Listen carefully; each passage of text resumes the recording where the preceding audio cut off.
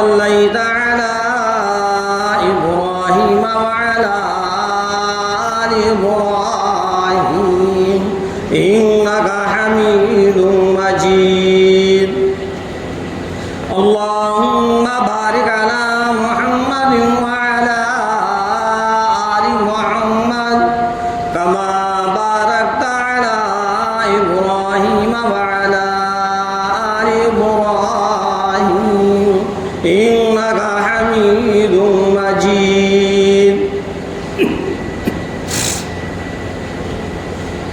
محترم حضرات، سامعین کرام، عزیز ساتھیوں، آج جمعے کا دن بڑا مبارک دن ہے. ہم اور آپ کے دل و دماغ سے اس جمعے کی اہمیت ختم ہو گئی. ہم نے سمجھا ہی نہیں کہ جمعے کا دن کیا ہے. عام دنوں کی طریقے سے ہم نے جمعے کو سمجھ لیا، جبکہ اللہ تبارک تعالیٰ نے اس جمعے کو تمام دنوں کا سردار بنایا. جس طریقے سے تمام راتوں کی سردار لیلۃ القدر کی رات، تمام مہینوں کا سردار رمضان المبارک کا مہینہ، اسی طریقے سے تمام کے تمام دنوں کا سردار جمعے کا دن. بڑی اہمیتیں ہیں اس جمعے کی، بڑی فضیلتیں ہیں. ہم اور آپ کے دل و دماغ میں اس کی اہمیت ختم ہو گئی. بس کب جمعہ آیا اور کب چلا گیا پتہ ہی نہیں. کچھ تو ایسے مسلمان ہیں جو کہ جمعے کی نماز بھی ادا نہیں کرتے، اور ایک نہیں سینکڑوں کی تعداد میں ہیں. 5 وقت کی نماز وہ تو پڑھتے ہی نہیں، لیکن جب جمعے کا دن آتا ہے تو جمعے کے دن بھی وہ اپنے کام و کاج میں لگے رہتے ہیں، اپنی محنت مزدوری میں لگے رہتے ہیں، اور اتنے منہمک ہو گئے دنیا کے اندر کہ ان کو جمعے کا بھی اہتمام ختم ہو گیا. کب جمعہ آیا کب نماز ہوئی پتہ ہی نہیں. بڑی فضیلتیں ہیں. ایک وہ وقت تھا کہ جب جمعے کا دن ہوا کرتا تھا تو لوگوں کے اندر ایسی خوشیاں ہوا کرتی تھیں جیسے کہ بہت اہم دن ہے. صبح سے اس کی تیاری کیا کرتے تھے، نہانا دھونا، اچھے کپڑے پہننا، سرما لگانا، اپنے عطر لگانا اور جلدی مسجد کے اندر آنا. اور آج بالکل عین وقت پر ہم پہنچتے ہیں. کچھ تو ایسے ہیں کہ جب یہ دیکھتے ہیں کہ ہاں اب خطبے کا ٹائم ہو گیا، امام صاحب خطبہ دینے کے لیے کھڑے ہو گئے ہوں گے، چلو سب سے دیر میں آتے ہیں اور سب سے جلدی نکل کر جاتے ہیں. کچھ ایسے ہیں، میں نے بتلایا کہ کچھ تو ایسے ہیں جو کہ جمعہ پڑھتے ہی نہیں،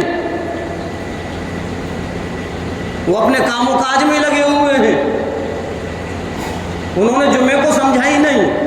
اور کچھ ایسے ہیں جمعہ پڑھتے ہیں لیکن جب آتے ہیں، جب امام ممبر پر بیٹھ جاتے ہیں خطبہ شروع ہو جاتا ہے. اور کچھ ایسے ہیں جب آتے ہیں جب ایک رکعت ہو جاتی ہے، ایک ہی رکعت ان کو ملتی ہے. اور کچھ ایسے بھی ہیں کہ صرف جمعے کی نماز پڑھی اور نکل گئے، کوئی سنت اور نوافل کا اہتمام نہیں. صرف 2 رکعت کو ہم نے جمعہ سمجھا کہ 2 رکعت نماز صرف جمعہ ہے، بس صرف 2 رکعت پڑھنے کے لیے آتے ہیں. آئے عین وقت پر آئے، مسجد پوری بھر گئی، اوپر بھی نیچے بھی اوپر بھی. اب گلی کے اندر جلدی سے صف بچھائی اور 2 رکعت پڑھی اور نکل گئے. کیا ہے یہ؟ جمعے کا اہتمام ہے؟ کیوں آ رہے ہو 2 رکعت پڑھنے کے لیے؟ کیا جمعے کی 2 رکعت پڑھ کر کسی پر ٹھپا لگانا چاہتے 14 رکعت ہیں جمعے کی، 14، 2 رکعت نہیں ہیں۔ عجیب معاملہ ہے، لوگ نوافلوں میں سنتوں میں لگے ہوئے ہیں، دھڑا دھڑ زینے سے نکلنے کی آوازیں آ رہی ہیں، چل رہے ہیں، کہاں جائیں گے؟ اتنی جلدی کیا کر لیں گے؟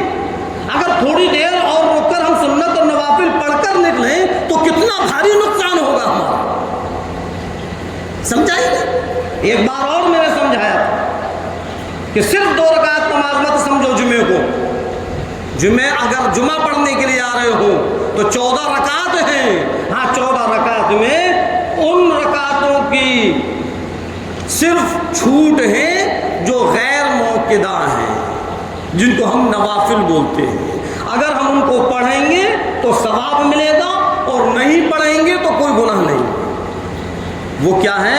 نوافل۔ اور جو سنت ہیں، سنت موقدہ ہیں، اگر نہیں پڑھیں گے تو گنہگار۔ اب ذرا بتلاؤ، ہم جمعہ پڑھنے کے لیے آئے اور مسجد میں ہم جمعہ پڑھ کر 2 رکعت پڑھ کر جا رہے ہیں اور پھر بھی گنہگار ہیں، تو پھر ہمارا نماز پڑھنے سے فائدہ کیا؟ پھر بھی ہم گنہگار ہیں، کیونکہ ہم نے سنتیں پڑھی نہیں، بس سلام پھیرا، دعا مانگی۔ کچھ تو ایسے ہیں کہ امام کی دعا کا انتظار نہیں کرتے، وہ کہ امام صاحب دعا مانگیں گے تب ہم ساتھ میں دعا مانگیں، وہ انتظار ہی نہیں کرتے، سلام پھیرتے ہی بس انہوں نے اپنے ہاتھ اٹھایا، چہرے پہ پھیرا اور چل دیے، اب امام دعا مانگتے رہے، بعد میں ہم چلے۔ کیا ہے یہ؟ جمعہ نہیں ہے، یہ جمعے کی اہمیت نہیں ہے، یہ جمعے کو ادا کرنا نہیں ہے۔ پھر نماز پڑھنے کے بعد بھی ہم گنہگار ہیں، ہم نے جو سنتیں موقدہ چھوڑی ہیں اس کا ہم کو گناہ ملے گا، آیت ثواب حاصل کرنے کے لیے، لیکن ہم ان سنت موقدہ کو چھوڑنے کی وجہ سے گناہ لے کر جا رہے ہیں۔ ہاں، پوری نماز ادا کر جاؤ۔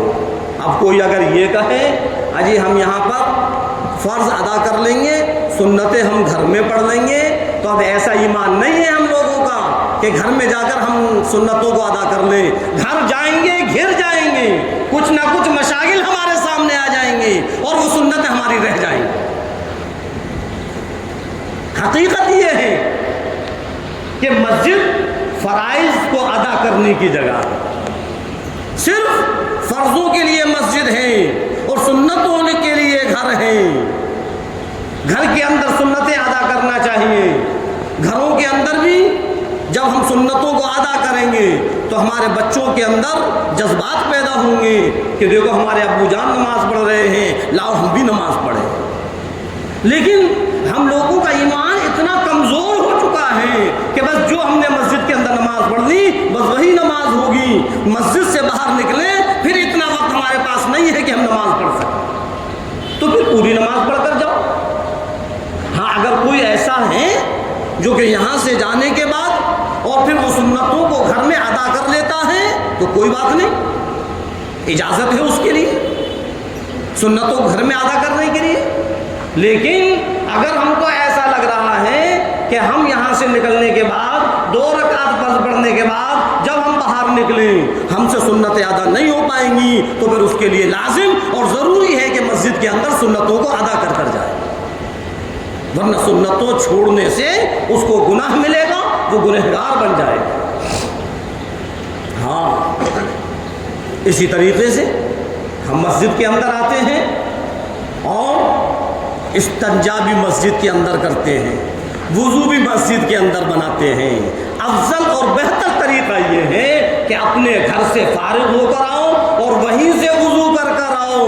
جب آپ اپنے گھر سے اور مسجد تک وضو کر آؤ گے، جتنے قدم تمہارے پڑیں گے اتنی نیکیاں تمہارے نام اعمال میں لکھ دی جائیں گی۔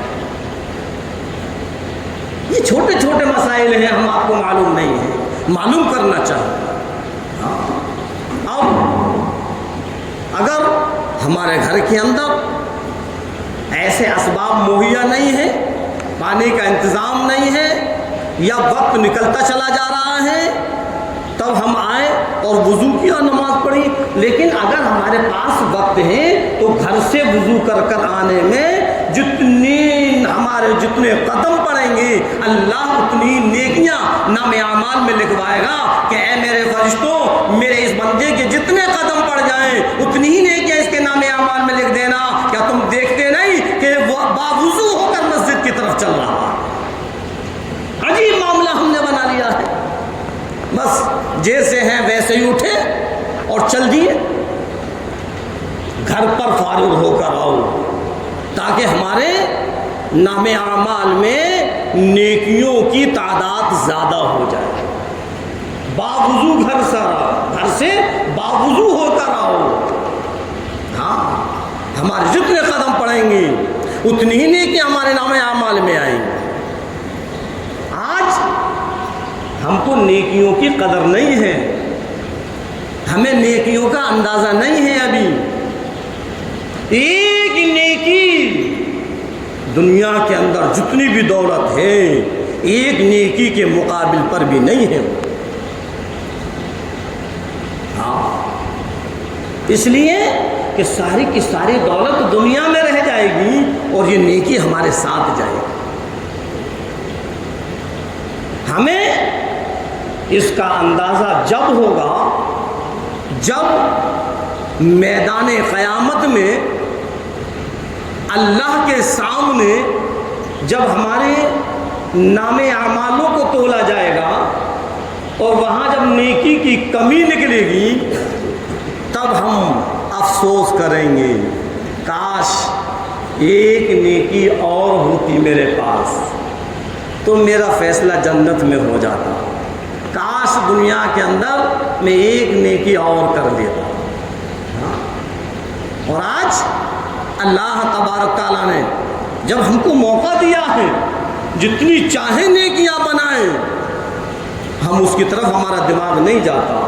بس 2 رکعت نماز پڑھی اور نکل گئے, فرضوں کو ادا کیا اور نکل گئے. سارے کے سارے لوگ سنت اور نوافل میں لگے ہوئے ہیں اور ہم نکلنے میں لگے ہوئے ہیں. ذرا غور کرو, ایک دم جب بھیڑ نکلتی ہے تو ہمیں لائن میں کھڑا ہونا پڑتا ہے. ایسا تو نہیں ہے کہ اڑ کر ایک دم باہر نکل جائیں. بھیڑ لگی ہوگی, ہم پیچھے بھیڑ کا انتظار کریں گے. ارے اللہ کے بندو, جتنا انتظار تم بھیڑ کا کر رہے ہو اتنی دیر میں تو سنت اور نوافل سے فارغ ہو جاؤ گے. سمجھ میں آئی؟ ہم اوپر سے اتر کر آئے اور یہاں لائن لگی ہوئی ہے, اب ہم وہیں کھڑے ہوئے ہیں. کیوں کھڑے ہوئے ہو؟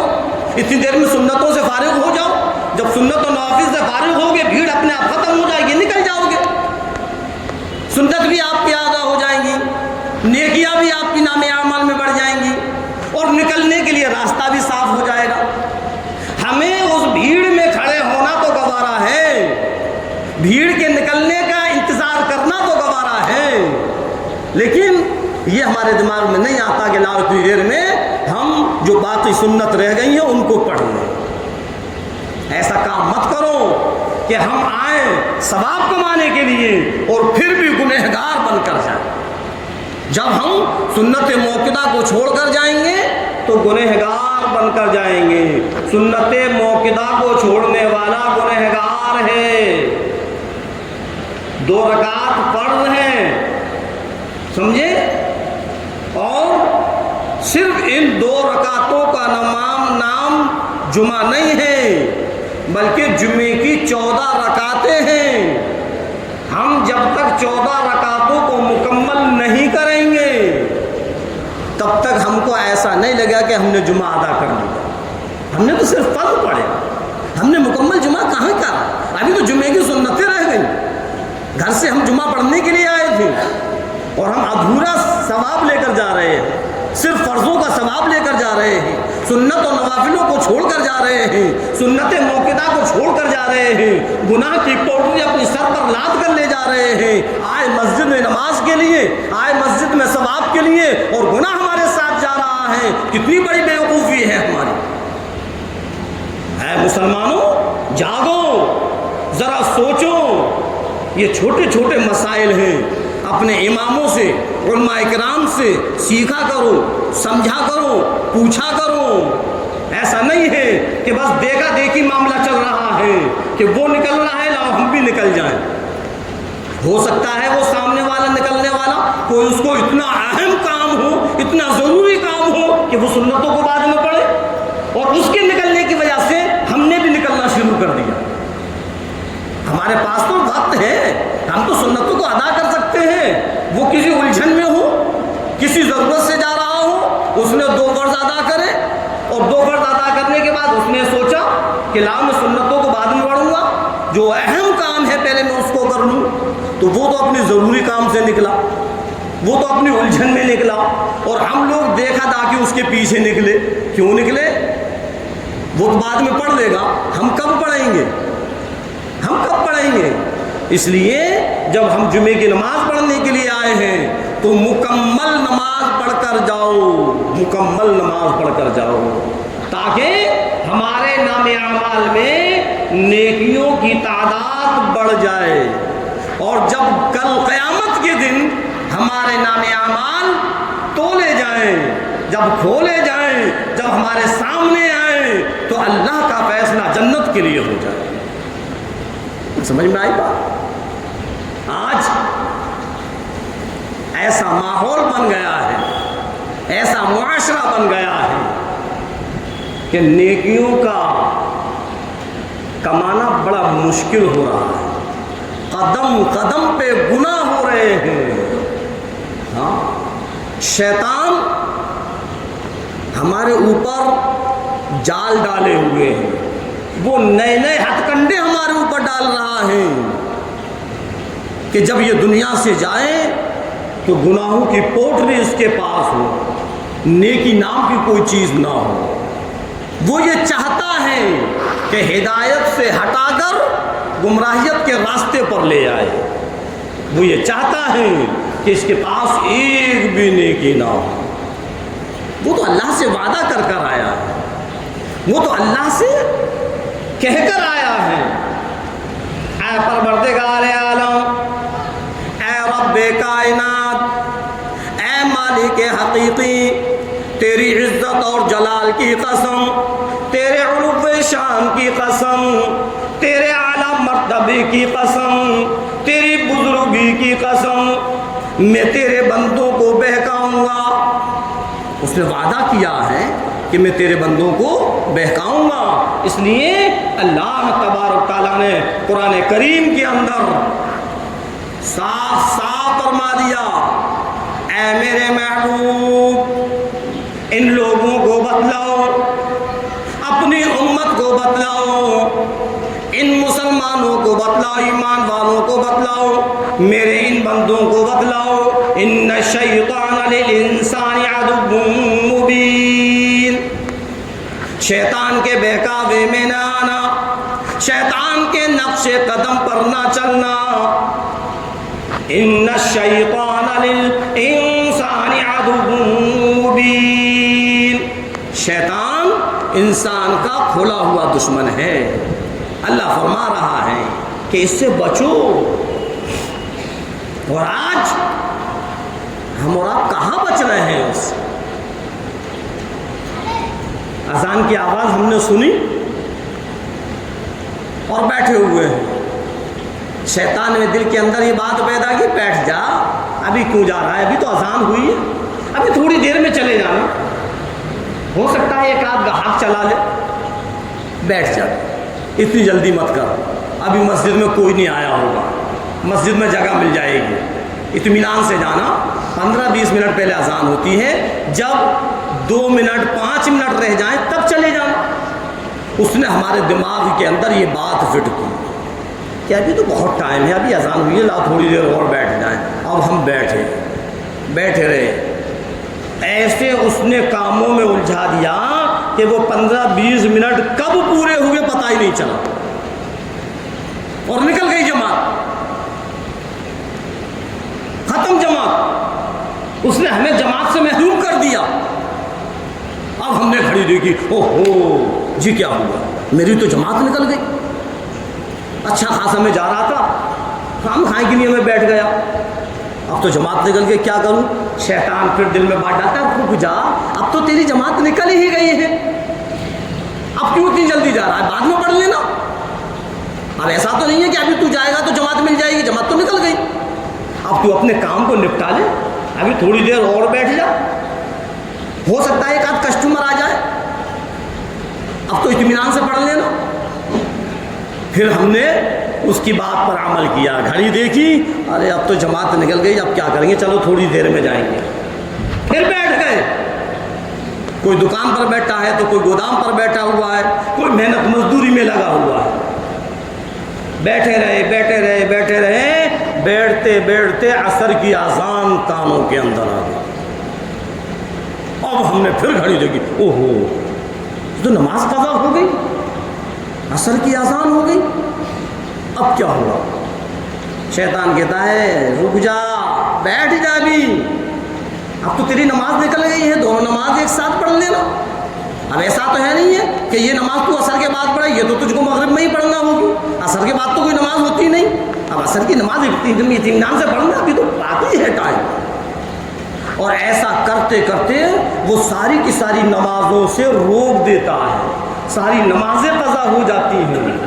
ہم اس کے ایسے بہکاوے میں آتے ہیں، عصر بھی غائب، مغرب بھی غائب، عشاء بھی غائب، فجر بھی غائب. اور اللہ کیا فرما رہا ہے؟ ان الشیطان للانسان عدو مبین. سمجھو اس شیطان کو، سمجھو اس ابلیس کو، سمجھو اس ملعون کو، سمجھو یہ انسان کا کھلا ہوا دشمن ہے. اس سے بچو، اس کے مکر و فریب سے بچو، اس کے ہر جال سے بچو، اس کے ہر ہتھ کنڈے سے بچو. وہ انسان کو ہر طریقے سے بھٹکاتا ہے. وہ یہ دیکھتا ہے کہ یہ کس طریقے سے ہمارے بہکاوے میں آئے گا، وہی ہتھ کنڈا اس کے اوپر ڈال دیتا ہے. ہاں وہ اللہ سے وعدہ کر کر آیا ہے.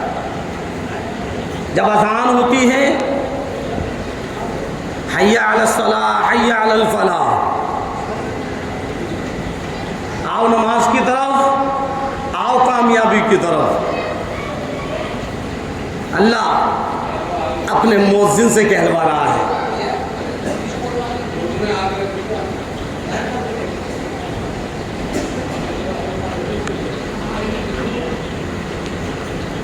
اللہ اپنے مؤذن کے ذریعے کہلوا رہا ہے کہ دیکھو تمہاری کامیابی اسی میں ہے، تمہاری کامیابی اسی میں ہے. آؤ کامیابی کی طرف، آؤ نماز کی طرف. اور ہم اور آپ دھیان ہی نہیں دے رہے. ہم اپنی کامیابی دکان میں سمجھ رہے ہیں، ہم اپنی کامیابی محنت مزدوری میں سمجھ رہے ہیں، ہم اپنی کامیابی اپنے کاروبار میں سمجھ رہے ہیں. اور ایک نہیں، دو نہیں، تین نہیں، پانچ وقت مؤذن پکار کر کہتا ہے حی علی الصلاۃ حی علی الصلاۃ، آ جا نماز کی طرف، حی علی الفلاح، آ جاؤ کامیابی کی طرف. تمہاری کامیابی نماز کے اندر ہے، کاروبار میں نہیں، محنت مزدوری میں نہیں، ملازمت میں نہیں. اگر کامیاب ہونا چاہتے ہو، اگر دنیا کامیاب بنانا چاہتے ہو، اگر آخرت کامیاب بنانا چاہتے ہو، تو آ جاؤ. بہترین نسخہ ہے حی علی الصلاۃ. نماز کو ادا کرو، دنیا بھی کامیاب اور آخرت بھی کامیاب. اور جب صبح فجر کی اذان ہوتی ہے، اس وقت ایک لفظ اور بڑھ جاتا ہے.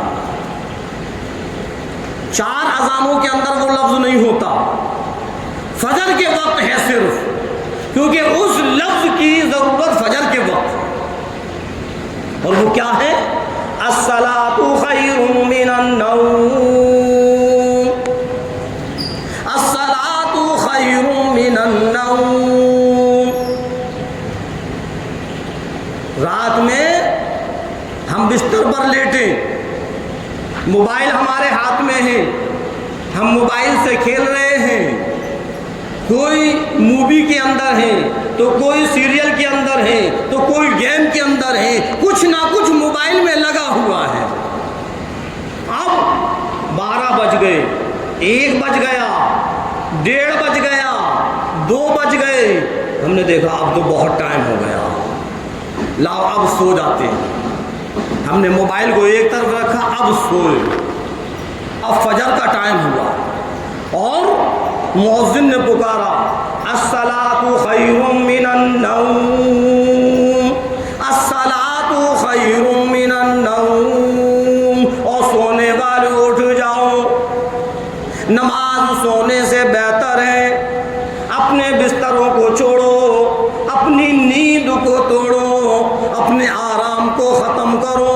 الصلاۃ خیر من النوم، اگر تم بہتری چاہتے ہو، اگر تم اچھائی چاہتے ہو، اگر تم بلندی چاہتے ہو، اگر تم کامیابی چاہتے ہو تو اپنی نیند سے بیدار ہو جاؤ۔ الصلاۃ خیر من النوم، یہ ہے وہ لفظ۔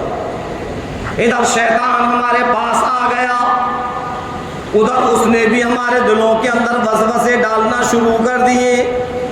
ابھی کیوں سو، ابھی کیوں اٹھتا ہے، رات بھر تجھ کو مچھروں نے کاٹا، نیند نہیں آئی، ابھی صبح کے وقت نیند آئی، کیوں اتنی جلدی اٹھتا ہے، نماز پڑھنا ہے، ابھی اذان ہوئی ہے، ابھی تو وقت باقی ہے، ابھی آدھا گھنٹہ ہے، ابھی پون گھنٹہ ہے، اطمینان سے اٹھ کر نماز پڑھ لینا۔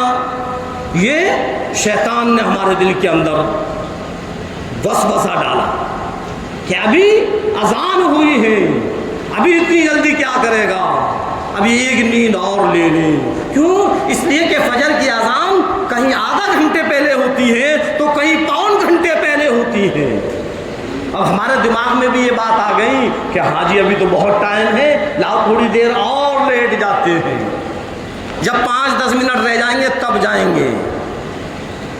کیونکہ شیطان نے ہمارے دل میں یہ بات پیدا کر دی کہ ابھی تو بہت وقت ہے، ابھی کیوں اٹھ رہا ہے، رات بھر تو سویا نہیں ہے، 1:30-2 بجے تو سویا ہے، اتنی جلدی اٹھ کر کیا کرے گا۔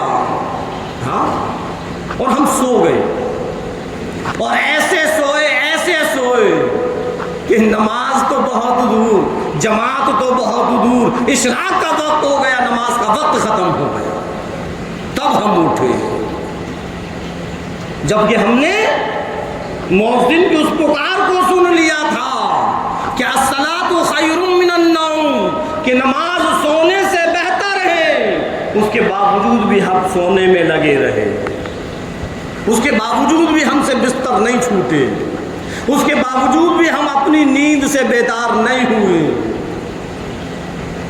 اور ہماری جماعت ختم ہو گئی، جماعت کا وقت نکل گیا، نماز کا ہی وقت نکل گیا، اشراق کا ٹائم شروع ہو گیا، تب ہم اٹھ رہے۔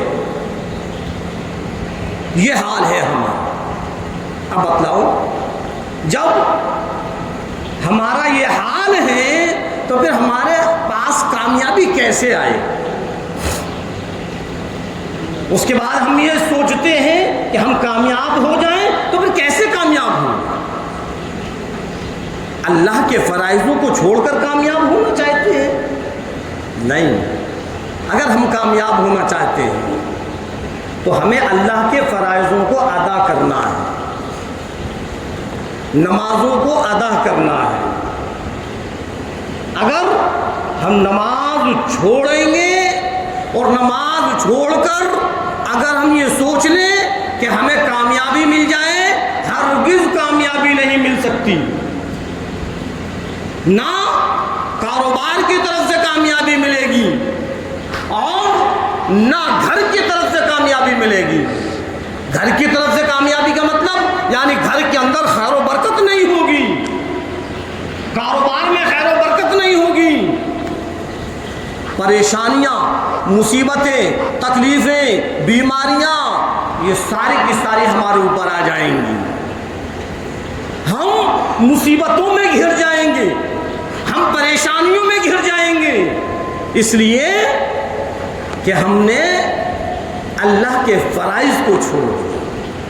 نماز کو چھوڑ دیا، ہم نے اس چیز کو چھوڑ دیا جو گھر میں خیر و برکت لانے والی چیز ہے، ہم نے اس چیز کو چھوڑ دیا جو ہمارے کاروبار کو ترقی پر لے جانے والی چیز ہے، ہم نے اس چیز کو چھوڑ دیا جو ہماری بیماریوں کو ختم کرنے والی چیز ہے۔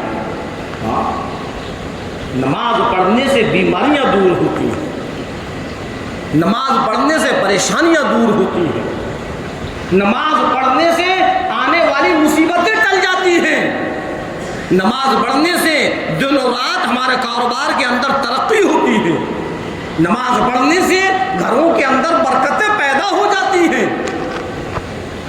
آج انہی چیزوں سے ہم پریشان ہیں، گھر میں برکت نہیں، سارا گھر کمانے میں لگا ہوا ہے، لیکن اس کے باوجود بھی گھر کے اخراجات پورے نہیں ہو پا رہے، یہی ہے نا، سب کما رہے ہیں، اس کے بعد بھی گھر کے اخراجات پورے نہیں ہو رہے، جس سے پوچھو اجی پریشان ہیں، اجی پریشان ہیں۔ لیکن ان پریشانیوں کو ختم کرنے والی جو چیز ہے ہم اس چیز کو نہیں پکڑ رہے، بیماری ہمارے اوپر ہے، ہم بیمار ہیں، بیماری کیسے جائے گی، ہم اس چیز کو نہیں پکڑ رہے۔ اللہ کے رسول امام الانبیاء محبوب کبریا مدنی کریم صلی اللہ علیہ وسلم تشریف لائے، حضرت ابو ہریرہ رضی اللہ تعالیٰ لیٹے ہوئے ہیں، ارشاد فرمایا مدنی کریم صلی اللہ علیہ وسلم نے، اے ابو ہریرہ کیا بات ہے، اے ابو ہریرہ کیا بات ہے، اے اللہ کے نبی پیٹ میں درد ہے۔ آپ نے جب وہی پوچھا کہ ابو ہریرہ کیا بات ہے، اے اللہ کے نبی پیٹ میں درد ہے، فرمایا مدنی کریم صلی اللہ علیہ وسلم نے، ابو ہریرہ اٹھو نماز پڑھو۔ کیا فرمایا؟ یوں نہیں فرمایا کہ جاؤ کسی ڈاکٹر کو دکھلاؤ، کسی طبیب کو دکھلاؤ، کسی حکیم کو دکھلاؤ، فلاں میڈیکل پر جاؤ، وہاں سے کوئی ٹیبلیٹ لے لو، فلاں جڑی بوٹی کا استعمال کر لو، نہیں، حدیث پاک کے اندر لکھا ہوا ہے کہ آپ نے فرمایا، اے ابو ہریرہ اٹھو اور نماز پڑھو، نماز کے اندر شفا ہے۔ اب بتلاؤ، سرکار فرما رہے ہیں، ہمارے نبی فرما رہے ہیں، امام الانبیاء فرما رہے ہیں، سارے کے سارے نبیوں کے سردار فرما رہے ہیں، سارے کے سارے نبیوں کے امام فرما رہے ہیں، اے ابو ہریرہ اٹھ اور نماز پڑھ، نماز کے اندر شفا ہے۔ آج میرا تیرا حال یہ ہے، ذرا سا پیٹ میں درد ہوتا ہے، ذرا سا بدن میں درد ہوتا ہے، ذرا سا سر میں کیا درد ہوا، سب سے پہلے ہم نے نماز کو چھوڑ دیا۔ کیا بات ہے؟ ارے آج سر میں بہت تیز درد ہے۔ اچھا اجی ظہر میں آپ نظر نہیں آئے کہ مولانا صاحب کیا بتلائیں، بدن میں اتنا درد تھا، میں آنا تو چاہتا تھا لیکن اتنا درد تھا کہ ہمت نہیں ہوئی میں آؤں۔ اور نبی کیا فرما رہے ہیں، اے ابو ہریرہ اٹھو نماز پڑھو، یہ تمہارا درد نماز سے جائے گا، نماز میں شفا ہے۔ نماز کے اندر جو سب سے پہلے ثنا پڑھنے کے بعد جو ہم پڑھتے ہیں، الحمدللہ رب العالمین الرحمن الرحیم مالک یوم الدین ایاک نعبد و ایاک نستعین اہدنا الصراط المستقیم صراط الذین انعمت علیہم غیر المغضوب علیہم ولا الضالین، یہی تو پڑھتے ہیں، اسی کا نام سورہ شفا ہے، جس کو ہم سورہ فاتحہ کہتے ہیں نا، تو اس کے کئی نام ہیں، اس کو سورہ فاتحہ بھی کہتے ہیں، اس کو سورہ دعا بھی کہتے ہیں، اور اس کو سورہ شفا بھی کہتے ہیں، اس میں اللہ نے شفا رکھی ہے۔ آج ایک اور پوائنٹ کی بات بتلاؤں، ذرا سی کوئی پریشانی آئی، ہم فوراً دیکھتے ہیں کہ سب سے بہتر تعویذ کون دیتا ہے، لاؤ چلو وہیں جائیں گے، ہمیں الجھنوں نے گھیر رکھا ہے، ہمیں بیماریوں نے گھیر رکھا ہے، ڈاکٹروں سے ہم علاج کرا کرا کر تھک گئے، لیکن سمجھ میں نہیں آتا، بیماری ختم نہیں ہوتی۔ لاؤ چلتے ہیں اور ہم پوچھتے ہیں اجی کس کے پاس جائیں، کوئی ایسا مل جائے، ایسا نقش دے دے جس سے ہماری بیماری دور ہو جائے، اور ہم جاتے ہیں، ہم تعویذ لے رہے ہیں، نقش لے رہے ہیں، وہاں پر جا کر اپنے مرض کو بتلا رہے ہیں، اپنی بیماری کو بتلا رہے ہیں، اور اللہ کیا فرما رہا ہے؟ اور میرے بندے جیسی بھی پریشانی ہو، کوئی بھی تکلیف ہو، کوئی بھی بیماری ہو، کسی سے بتانے کی ضرورت نہیں ہے، میرے پاس آ جا، میرے سامنے تو التجا کر، میرے سامنے تو عاجزی اور انکساری کر، تو مجھ سے فریاد کر، میں تیری ساری پریشانیوں کو دور کروں گا، تیری ساری مصیبتوں کو دور کروں گا، تیری ساری بیماریوں کو میں ختم کر دوں گا۔ ادھر ادھر کیوں بھٹک رہا ہے؟ علاج کا کرانا سنت ہے، لیکن یقین رکھنا رب کی قدرت کاملہ پر۔ تو بتلا رہا تھا جو ہم تعویذ گنڈوں کے چکر میں پڑتے ہیں ان کے لیے بتلا رہا ہوں، کیسی بھی بیماری ہو، خدا کی قسم آزمایا ہوا نسخہ ہے، 3 مرتبہ درود شریف پڑھنا۔ کتنی مرتبہ؟ فری میں نسخہ دے رہا ہوں۔ کسی تعویذ گنڈے کے پاس جاؤ گے تو وہ کبھی 500 لے گا، تو کبھی 1000 لے گا، کبھی 100 لے گا، کبھی 300 لے گا، اور پھر وہ تعویذ بنا کر دے گا، اور پتہ نہیں فائدہ ہو یا نہ ہو۔ آؤ میں ایسا نسخہ دے رہا ہوں، اگر کیسی بھی بیماری ہو 3 مرتبہ درود شریف پڑھنا، سب جانتے ہیں، سب کو یاد ہے درود شریف، 3 مرتبہ درود شریف اور 7 مرتبہ الحمد شریف، میں بسم اللہ کے، 7 مرتبہ الحمد شریف، میں بسم اللہ کے۔ اب اگر ہمارے پاس وقت ہے تو 7 مرتبہ درود شریف اور 11 مرتبہ الحمد شریف۔ اگر اتنا وقت نہیں ہے تو 3 مرتبہ درود شریف اور 7 مرتبہ الحمد شریف، میں بسم اللہ کے۔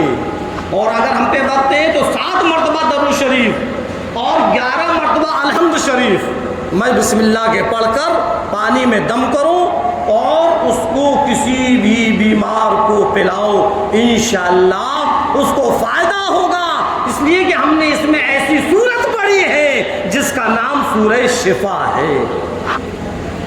اللہ نے اس سورت میں سورہ شفا الحمد شریف، اس میں اللہ نے شفا رکھی ہے۔ اور پھر یہ ہم پیے اور اللہ کے سامنے 2 رکعت نماز پڑھنے کے لیے کھڑے ہو جائیں اور پھر روئیں اور گڑ گڑائیں، اے پروردگار عالم، بیماریوں کو دینے والا بھی تو ہے اور بیماریوں کو ختم کرنے والا بھی تو ہے، اے اللہ اس بیماری کو ختم کر۔ ہاں، اگر ہمارے پاس اتنی استعداد ہے کہ کچھ ہم صدقہ کر سکتے ہیں تو 10 20 50 100 اگر ہماری جیب میں ہے تو ہم اپنی جیب سے نکال کر کسی غریب کو صدقہ کر دیں۔ آپ صلی اللہ علیہ وسلم نے فرمایا کہ اپنی بیماریوں کا علاج صدقے سے کرو۔ آج ہم ہزاروں روپیہ ڈاکٹروں کو تو اٹھا دیں گے، لیکن کسی غریب کو صدقہ نہیں کرتے، کسی غریب کی مدد نہیں کرتے۔ صدقہ کرنے کی عادت ڈالو، غریب کی مدد کرنے کی عادت ڈالو۔ صدقہ بیماریوں کو ختم کر دیتا ہے۔ ہاں، تو بتلا رہا تھا کہ اللہ کے رسول سرکار دو عالم صلی اللہ علیہ وسلم تشریف لائے، حضرت ابو ہریرہ رضی اللہ تعالیٰ عنہ لیٹے ہوئے ہیں۔ ارشاد فرمایا مدنی کریم صلی اللہ علیہ وسلم نے، ابو ہریرہ کیا بات ہے؟ اے اللہ کے نبی، پیٹ میں درد ہے، اٹھ نماز پڑھ، نماز میں شفا ہے۔ ہاں، سمجھ میں آئی بات؟ کبھی بھی کوئی بھی بیماری ہو، سر میں اگر درد ہے، پیٹ میں درد ہے، بدن میں درد ہے، بدن میں آلکس ہے، بخار ہے، ہم اٹھیں اور نماز پڑھیں، نماز کو نہ چھوڑیں۔ اگر اٹھنے کی طاقت نہیں ہے بیٹھ کر پڑھیں، بیٹھ کر پڑھ سکتے ہیں۔ اگر بیٹھنے کی بھی طاقت نہیں ہے، اتنا شدید مرض ہے، اتنے بیمار ہو گئے کہ ہم بیٹھ بھی نہیں سکتے، تو فرمایا لیٹ کر پڑھو۔ کتنی گنجائش ہے، لیٹ کر پڑھو۔ اب لیٹ کر رکوع اور سجدہ کیسے کریں گے؟ فرمایا کہ اشاروں سے کرو، اشاروں سے رکوع سجدہ کرو۔ ہم لیٹے ہوئے ہیں اور بیماری کی وجہ سے ہم اٹھ نہیں سکتے، لیٹے لیٹے ہم نے اللہ اکبر، وہی لیٹے لیٹے ہم نے نیت باندھ لی، اس طریقے سے لیٹے کہ قبلے کی طرف ہمارا رخ ہمارا قبلے کی طرف ہو، اللہ اکبر ہم نے نیت باندھ لی۔ اب ہم نے ثنا پڑھ لیا، الحمد شریف پڑھ لی، سورت ملا لی۔ اب ہم رکوع کیسے کریں گے؟ اللہ اکبر، تھوڑی سی ہم نے گردن کو نیچے کر لیا۔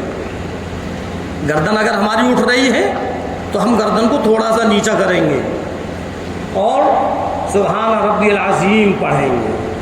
اب پھر سمیع اللہ لمن حمیدہ، اپنی گردن جو ہم نے نیچی کری تھی تھوڑی اوپر کر لو جیسی تھی۔ اب ہم سجدہ کریں گے تو اسی گردن کو جتنی ہم نے پہلے کری تھی اس سے تھوڑا سا اور نیچے کرو، سجدہ ہو جائے گا۔ اب اگر کوئی کہے کہ امام صاحب بیماری اتنی ہے کہ گردن اٹھتی ہی نہیں، تو بتلایا کہ پلکوں کے اشاروں سے کر۔ جو آنکھیں ہیں نا ہماری، آنکھوں کے اندر جو پلک ہیں، ہم نے اللہ اکبر کہا، ہم نے پلک کو نیچے جھپکا اور ہم نے دل کے اندر سبحان ربی العظیم پڑھا۔ پھر سمیع اللہ لمن حمیدہ کہا، ہم نے پلک کو اوپر کر لیا۔ پھر ہم نے اللہ اکبر کہا تھوڑی دیر اور ہم نے اسی طرح پلک کو جھپکا اور سبحان ربی الاعلیٰ پڑھا۔ بڑی آسانی ہے نماز میں۔ اب بتلاؤ، ایسی نماز تو ہر انسان پڑھ سکتا ہے، جب تک اس کے جان ہے تب تک وہ نماز ادا کر سکتا ہے۔ نماز چھوڑنے کی اجازت نہیں ہے کہ ہم نماز چھوڑ دیں، ہر حال میں نماز کو پڑھنا ہے۔ ارے یہی نماز ہے جو ہمارے گھروں کے اندر برکت پیدا کرے گی، کاروباروں میں برکت پیدا کرے گی۔ اللہ کے رسول سرکار دو عالم صلی اللہ علیہ وسلم کے پاس ایک شخص آیا، ایک صحابی آئے اور آ کر عرض کرنے لگے، اللہ کے نبی گھر میں برکت نہیں ہے۔ غور سے سنیں، اے اللہ کے نبی گھر میں برکت نہیں ہے۔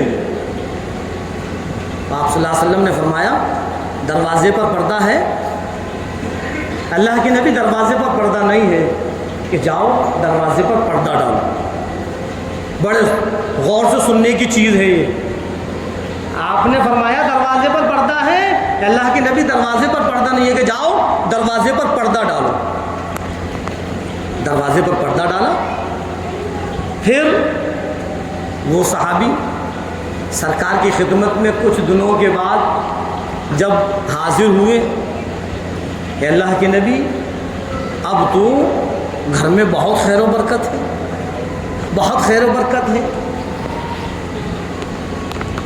اور صحابی کہنے لگے، اے اللہ کے نبی بات سمجھ میں نہیں آئے کہ کیا؟ کہ دروازے پر پردہ ڈالنے سے برکت آ گئی؟ کہ ہاں، دروازے سے اگر پردہ ہٹا دو گے برکت ختم۔ صحابی کہنے لگے، اللہ کے نبی دروازے پر پردہ ڈالوں تو برکت اور دروازے سے پردہ ہٹاؤں تو برکت ختم، کیا معاملہ؟ ارشاد فرمایا مدنی کریم صلی اللہ علیہ وسلم نے کہ جب تمہارے دروازے پر پردہ نہیں تھا، ایک بے نمازی نکل کر جاتا تھا، اس بے نمازی کی نظر تمہارے گھر کے اندر پڑتی تھی اور اس نظر کی نحوست کی وجہ سے تمہارے گھر کی برکت ختم ہو گئی۔ جب تم نے دروازے پر پردہ ڈال دیا تو وہ نظر اس کے گھر میں جانے سے بچ گئی، گھر کے اندر برکت شروع ہو گئی۔ سمجھ میں آ گئی بات؟ آپ نے کیا فرمایا کہ ایک بے نمازی کی نظر گھر گھر کے اندر پڑھنے سے گھر کی برکت ختم.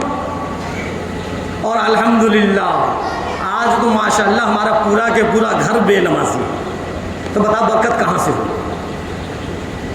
غور سے سنیں.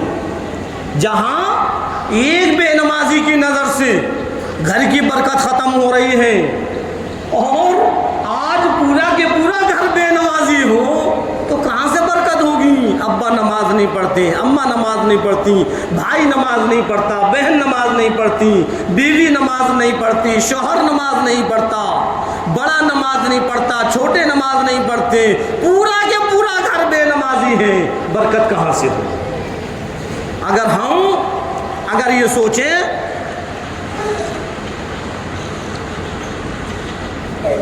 اگر ہم یہ سوچیں کہ گھر کے دروازے پر ہم پردہ ڈال دیں، اور آپ صلی اللہ علیہ وسلم نے پردہ ڈلوا دیا تھا اور پردہ ڈالنے سے گھر میں برکت آ جائے گی، تو پردہ تو اس لیے ڈلوایا تھا کسی بے نمازی کی نظر نہ پڑے.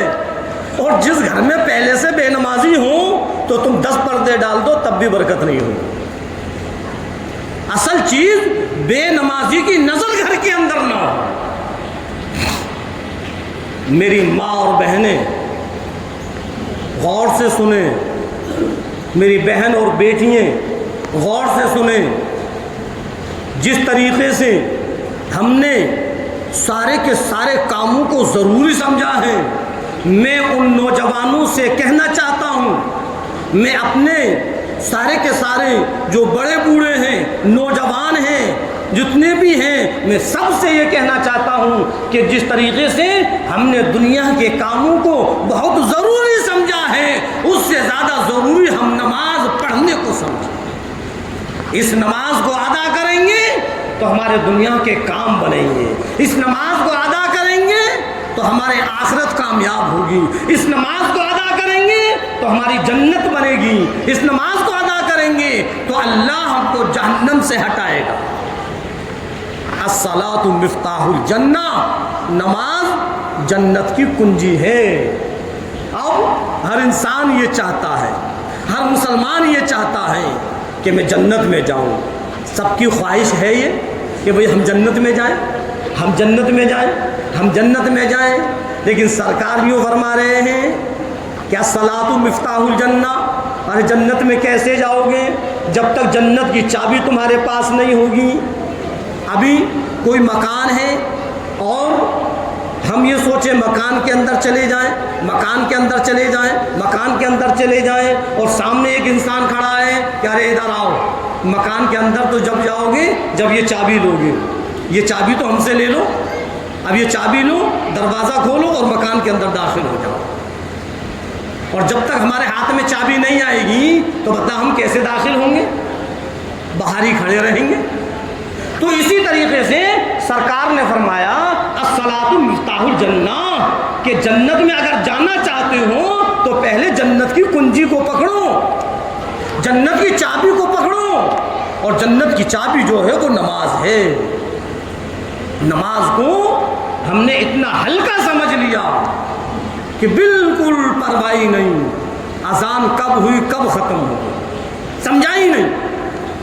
تو میں جمعے کے لیے بتلا رہا تھا، جمعے کی اہمیت کو بتلا رہا تھا کہ اللہ تبارک تعالیٰ نے قرآن کریم کے اندر پوری کی پوری صورت اس جمعے کے نام سے اتار دی تاکہ ہمارے دل میں جمعے کی اہمیت پتہ چل جائے.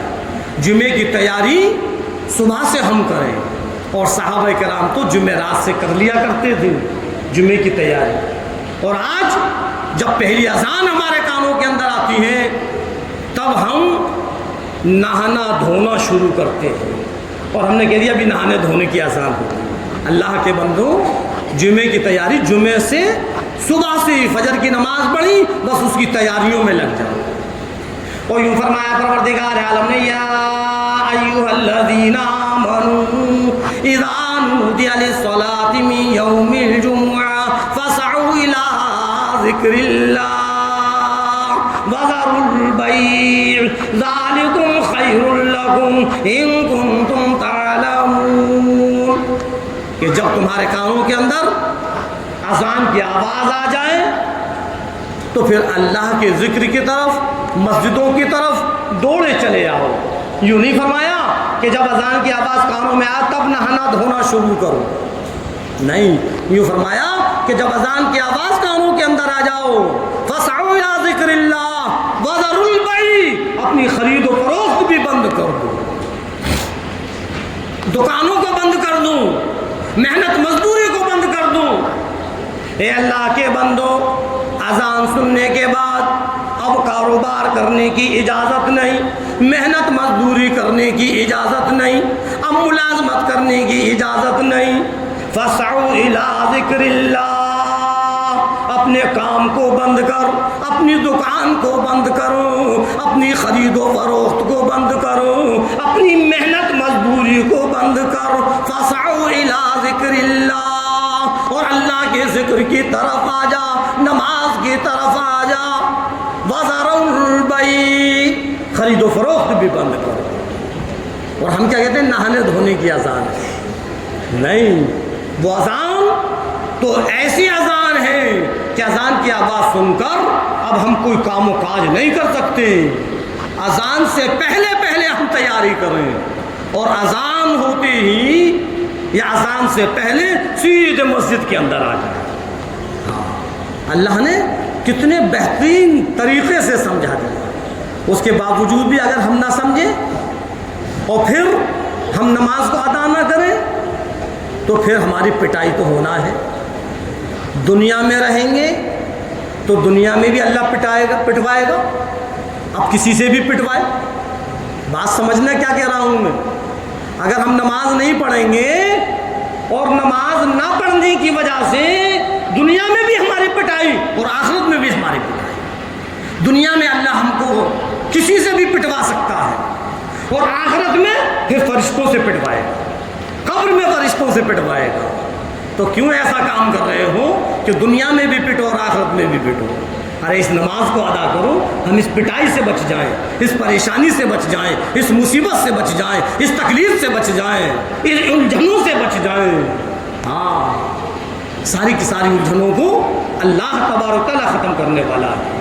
نماز کا اہتمام کریں، نماز کی پابندی کریں، گھروں میں ہماری بہن بیٹیاں، ہماری مائیں نماز کو ادا کریں، ہمارے جو بزرگ حضرات ہیں، جو ہمارے نوجوان ہیں، وہ مسجدوں کے اندر نماز کو ادا کریں، اپنی مسجدوں کو اس طریقے سے لبریز کریں جیسے کہ جمعے کی دن ہوتی ہے۔ انشاءاللہ اگر ایسا ماحول بن جائے گا، خدا کی قسم ساری پریشانیاں ختم ہو جائیں گی۔ سمجھ گئے بات کو؟